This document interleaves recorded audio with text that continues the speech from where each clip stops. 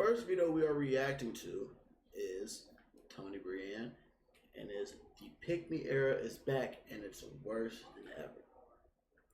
So essentially, a Pick Me is a feminine woman, and it's what a whole lot of masculine women or masculine bitches and hoes are. Damn, I just cussed in the beginning of this video. Fuck it, I don't care. I'm not even monetized yet. They use the word as a shaming tactic for the females who are just always in their feminine and stuff like that. I'm not calling Tony Brienne I'm not calling Tony Brienne a bitch or a hoe. I'm not calling her that, and I'm not calling her masculine. But females who are more masculine and more aggressive and shit like that, they'll use that to disrespect women who stay in their feminine. And so essentially, I'm just gonna assume this is about females who are getting into their femininity, but they're doing it for a specific reason and not being genuine with why they're doing this. They're doing it for an ulterior motive, and they're just doing it just for looks or just to get a dude, and then they switch up. They go back to their old ways, and they're not. What is up, you guys, and welcome back to... Sorry. They're just not doing it out of them wanting to change. They're just doing it for a certain reason, and then as soon as they get that thing, they are going back to their old ways. So without further ado, let's go ahead and start this video. Guys, and welcome back to my channel, and if you're new to my channel, welcome to my channel. My name is Tony Brienne. In today's video, we're going to be discussing how the Pick Me era is all the way back. I have been keeping my mouth shut on this topic for some time because I know how the ladies like to tussle, but the conversation needed to be had, and it needed to be had ASAP. From the policing of gym wear, to the rise of trad wives and how to get a man content, to internalized misogyny, to Gen Z's obsession with the soft life. We have a lot to break down in today's video. But as always, before we get into today's video, I like to start off with a little bit of positivity. So let's first start off with the quote of the day. Today's quote of the day is, "I refuse to let a negative experience change who I am at my core." Thanks. Today's verse of the day is Matthew chapter 5, verse 5, and it reads, "Blessed are the meek, for they will inherit the earth." And without further ado, you guys, let's get straight into today's wild ride of a video.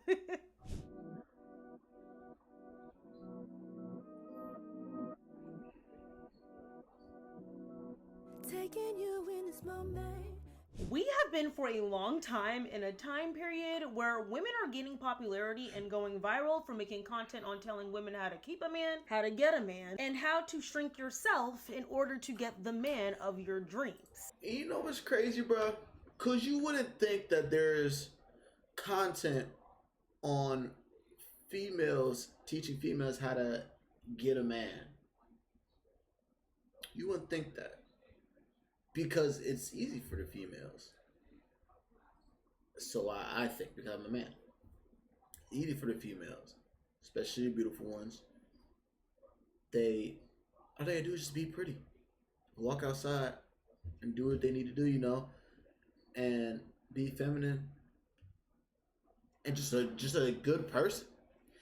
And then they'll have men, I'm sure they have men, you know, falling for them and shit like that. The thing is, though, because this is how I think about it. Because I used to watch the red pill content. So I was trying to get females. But the biggest thing about trying to get females, I had to better myself.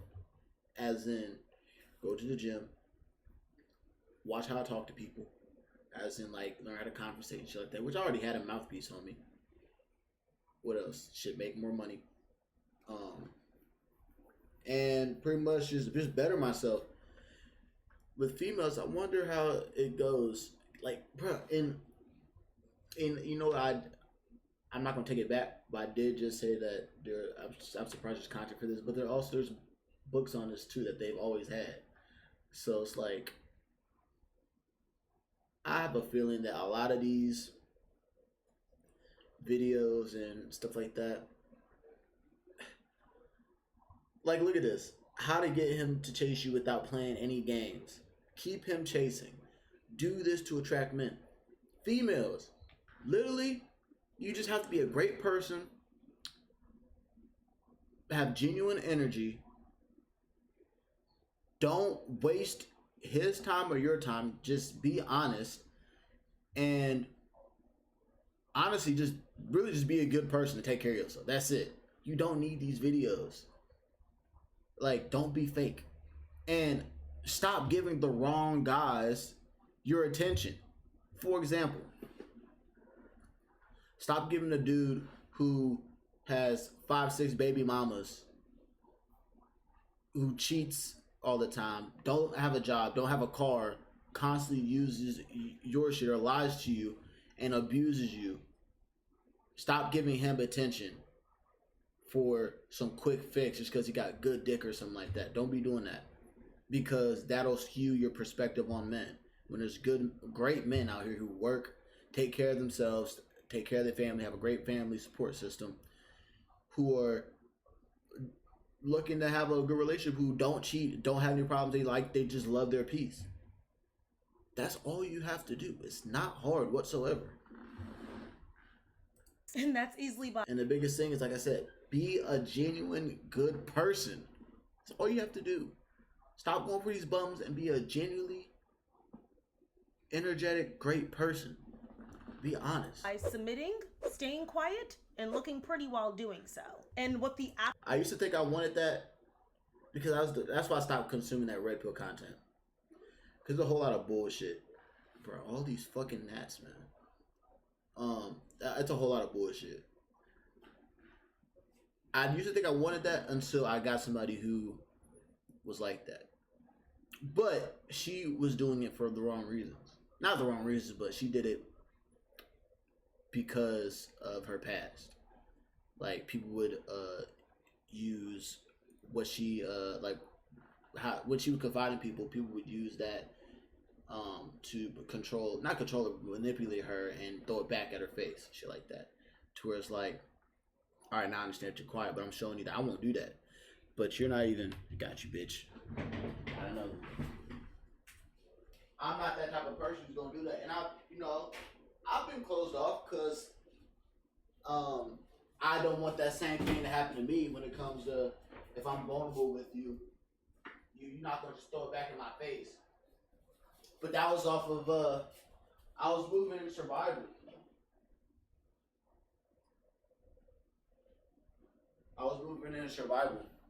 And that was wrong because I didn't want to be vulnerable. So that's me knowing I need to work on myself, and I am working on myself, but she didn't even want to work on herself.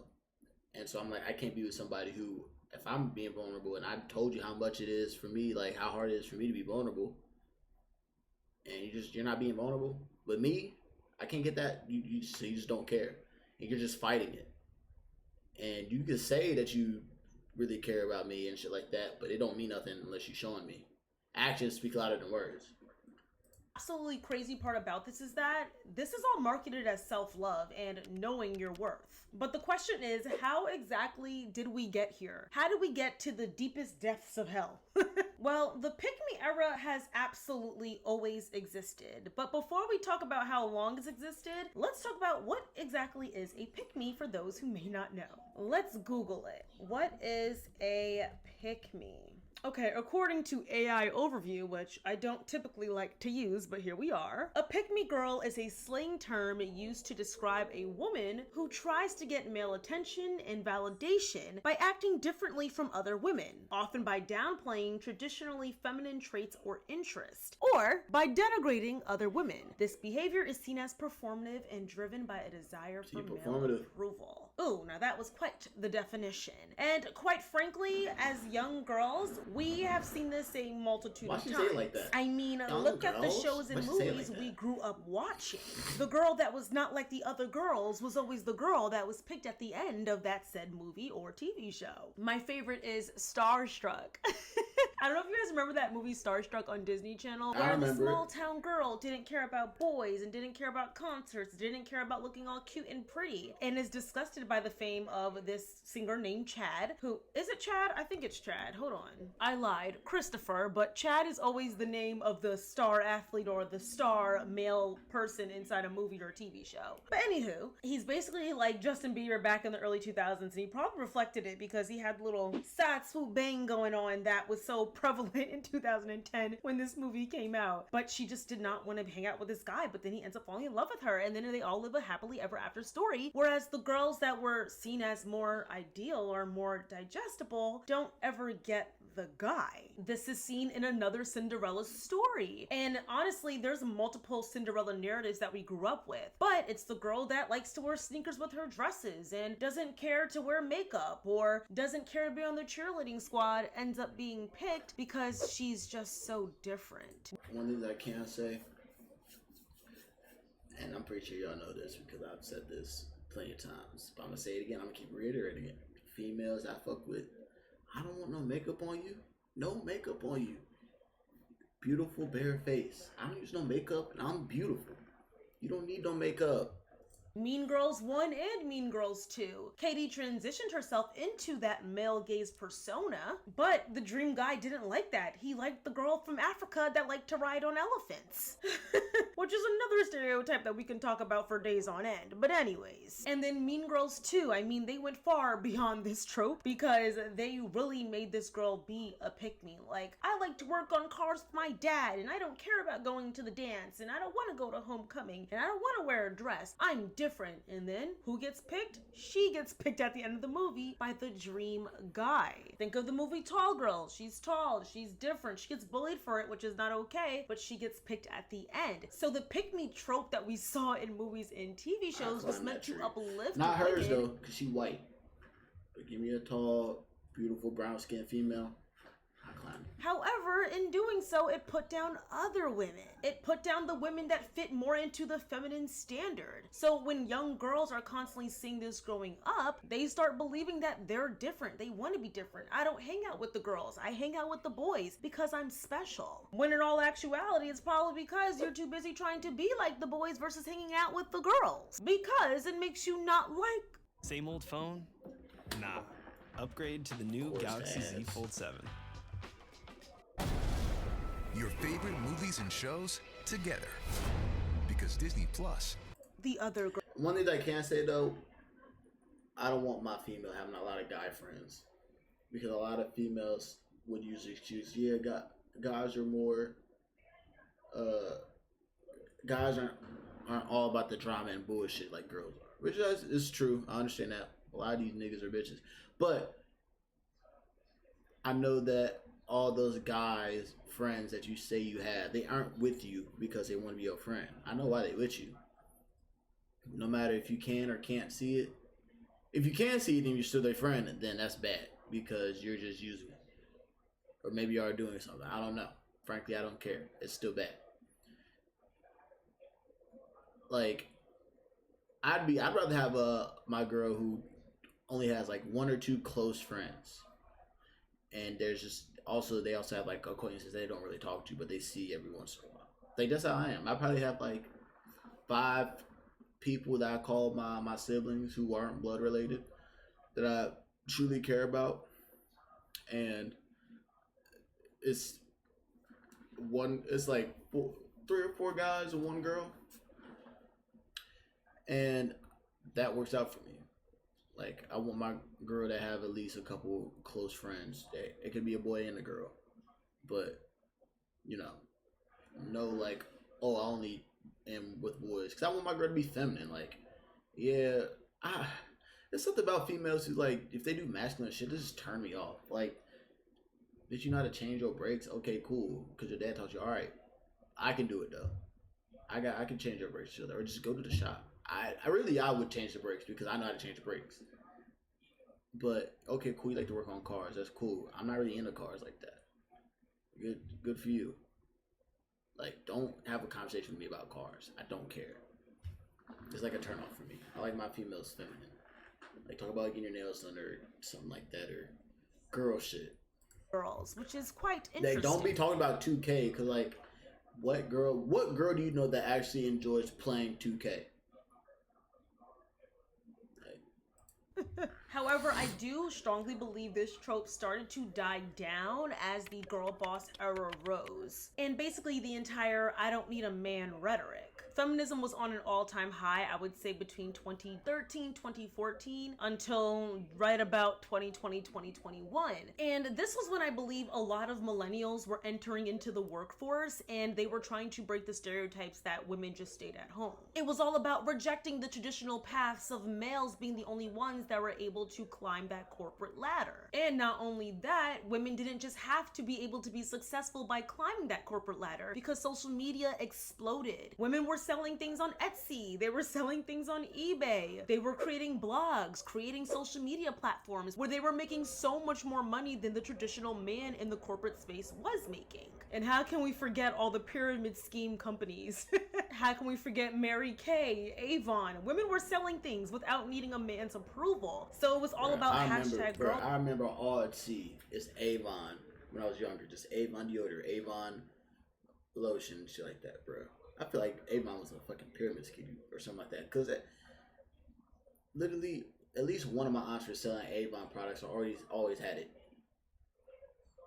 Bruh. Boss. And that's when a lot of the graphic tees with hashtag girl boss were being sold. The pink mugs, the blazers, rising artists like Lana Del Rey, Taylor Swift, Beyonce, Rihanna, who else? I'll say Ariana Grande, Miley Cyrus even, but so many women artists, especially in pop, were taking over the charts. Women were trampling over men. So yeah, women were on the top of their game, and that's when a lot of the girl boss rhetoric came about. But I also want to be clear, because this will later connect into my next point as to why I believe the pick me era is back. But the girl boss movement was all about no sleep, hustle culture, no days off, feminist ambition, feminine power, we can do it all, we don't need to sleep, women can do everything, moms can do everything. It's crazy because that's a counteraction, saying like, all right, I'm a feminist, I can do anything a man do, but you still be feminine. No, you can't. You can't do that.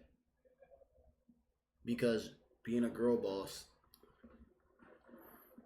you get rid of your feminine traits because you have to adapt to a male-driven and dominated society. So you gotta have more masculine traits, like just have working every day, getting your hands dirty. What else? Being more aggressive,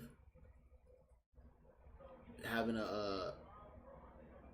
being more aggressive, having that, like, I'm trying to think of some more shit that's more masculine that takes away from feminism. Like, you gotta have more of a deeper tone, not deeper tone, but more of a kind of aggressive, I say aggressive power tone to, get people to, you're gonna be seen like a bitch. You're gonna be seen like a bitch, essentially. And that inevitably meant empowerment to a multitude of women. Mind you, these were mainly millennials and even some Gen Xers. Gen Z was soon to touch the workforce, but not quite yet. And that's how we'll navigate that conversation a little bit on, but please bear with me. Let's now get into 2020, okay? Women were all about themselves and not needing a man for quite some time. Until the men found microphones and have not stopped yapping since. Then birthed the Red Pill movement, circa 2020/2021. But before we get into the Red Pill movement and how the Pick Me era came back through the Red Pill movement, I would like to thank the sponsor of today's video. Right now, millions of Americans are barely hanging on. Everything costs more, but the pay isn't matching those. Depressed, and then you feel like everything you worked for was hard. There is no credit score minimum. Or just click the QR code on screen and take the free assessment that just takes 30 seconds to complete. Those mere 30 today's video. The Red Pill movement was such a dark era, and the funniest part is I stopped talking about the Red Pill movement because when I was a mere 20 years old, I had grown men that were like 50, 60 trying to drag me and say I'd be single for the rest of my life because I did not agree with a lot of the things that were being said about women in this era. And hell, maybe they are right, okay? And bro, this is one of the things I can't say. One of the reasons why the biggest reason I got away from watching that Red Pill shit, man. It just gave me nothing but fucking rage. It just gave me nothing but fucking rage. And it's like, bruh, something that Patrice O'Neal said that fucking always stuck with me. Women are goofy. They follow their emotions. You can't be mad at them doing what their in nature is doing, following their emotions. Damn, you right. Fuck. I gotta stop watching this fucking red pill shit because they just make me mad. Why I don't have people. It's like they gonna move how they gonna move. I took the good shit out of the red pill shit. You know, becoming better for myself, hitting the gym, you know, moving up in my career, focusing on my goals, and you know the self discipline shit like that helped me out. But just the other shit that came with it, just being mad at women for, it was too much. It was just too much, and it's like the people who like follow that shit to a T are, like you said, the 56-year-olds who never got any women, or maybe they've got pity pussy, and they're just mad, and so they're gonna lash out over the internet, but not say anything to a female, like not say anything to a female that they want while they're in front of them. Like, so I'm like, I'm not with that. I don't subscribe to everything that they talk about. I don't subscribe to the supporters. I don't subscribe to shit that the red pill is doing. I'm not, fuck the pills. There's a hell of pills. I'm not part of none of that community. I move my own. I manifest my own shit. Because 5 years later, I'm still single, but thank God. Because, whoo! Anyways, let me stop.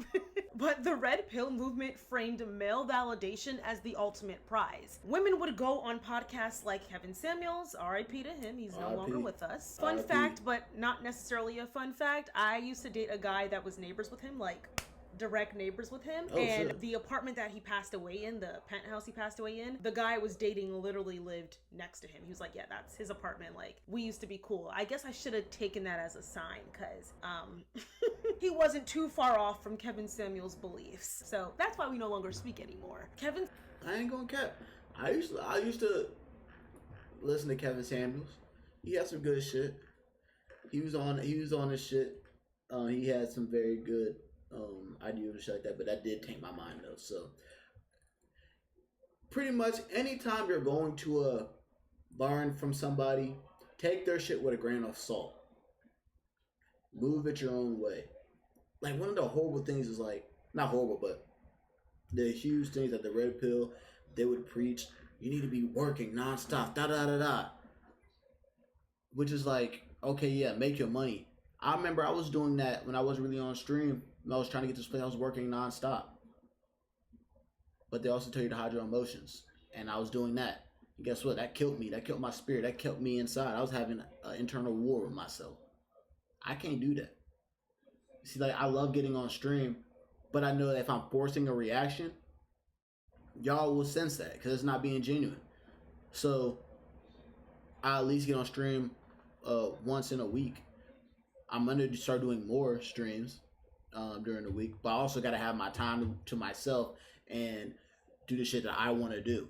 I don't have to always work. I'm always going to have money in my bank account. And guess what? I'm becoming more wealthy, and I am wealthy. I'm a walking fucking trillionaire. But yeah, I used to follow Kevin Samuels. Moral of the story is, take everything that you hear, if you're learning about something, take it with a grain of salt, but you gotta do it in however you move. Like, their teachings, shape it around how you're moving. Now, Tony Brian, when you see this, because you will see this, I ain't gonna lie, I do believe that Tony Brian do be watching my videos. I believe that. So, Tony Brian, you see this, I fuck with Kevin Samuels, but I don't follow every single thing. I be learning and shit like that, you know. I'm gonna have to make a trip over to fucking ATL sometime, you know. See what's up.